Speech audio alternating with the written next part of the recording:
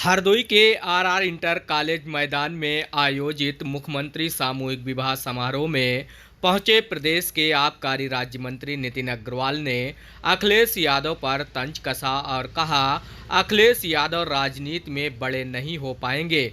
उन्होंने राहुल गांधी की सजा को लेकर कहा कि देश कानून के आधार पर चलता है, जो गलत करेगा कानून अपना काम करेगा।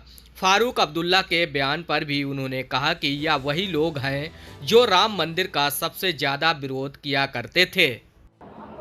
देखिए, मुख्यमंत्री सामूहिक विवाह का कार्यक्रम का आयोजन हुआ है और आज 1052 जोड़ों का विवाह संपन्न हुआ है। मैं बधाई दूंगा जिला प्रशासन को और सभी लोगों को मैं कहना चाहूँगा, सभी अधिकारी गणों को भी, सभी जनप्रतिनिधि गणों को भी, कि इतने बड़े आयोजन को सफल बनाया है। और एक मुख्य जो मकसद सरकार का है कि गरीब कन्याओं का, आर्थिक आधार पर कमज़ोर कन्याएं हों चाहे वर हों, उनका विवाह संपन्न करा के उनको आर्थिक मदद भी देने का, और साथ ही साथ एक ये पुनीत कार्य है कि हम अपनी बेटियों को, प्रदेश की बेटियों का विवाह संपन्न करा रहे हैं। माननीय मुख्यमंत्री जी की ये बहुत ही महत्वाकांक्षी योजना है और पूरे प्रदेश में ऐसे ही मुख्यमंत्री सामूहिक विवाह करा के हम उत्तर प्रदेश की रहने वाले अपनी कन्याओं का विवाह संपन्न कराते हैं। आजकल सारस और आसिफ की कहानी बहुत चर्चा में आ रही है, काफ़ी वायरल हो रहा है उसका वीडियो। आसिफ के यहाँ से सारस जो था, उसका जो दोस्त था, उसको पकड़ के बिहार में छोड़ दिया गया, तो सारस फिर से उड़ के आसिफ के पास आ गया। अखिलेश यादव का इस पर एक स्टेटमेंट आया है कि मैं गया था आसिफ से मिलने, इसलिए सारस को सरकार ने आसिफ से जुदा कर दिया। आपका क्या कहना है? देखिए, ऐसा है, मुझे तो लगता है कि अखिलेश जी कभी राजनीति में बड़े नहीं हो पाएंगे। ऐसे इमेच्योर बयानों को देकर वो अपने को हंसी का पात्र बनाते हैं। मैं समझता हूँ कि उनको अब ये समझ लेना चाहिए, अगर अब भी समझ में नहीं आ रहा है कि अगर एक जिम्मेदार पद पे हैं तो जिम्मेदार बयान भी देने चाहिए।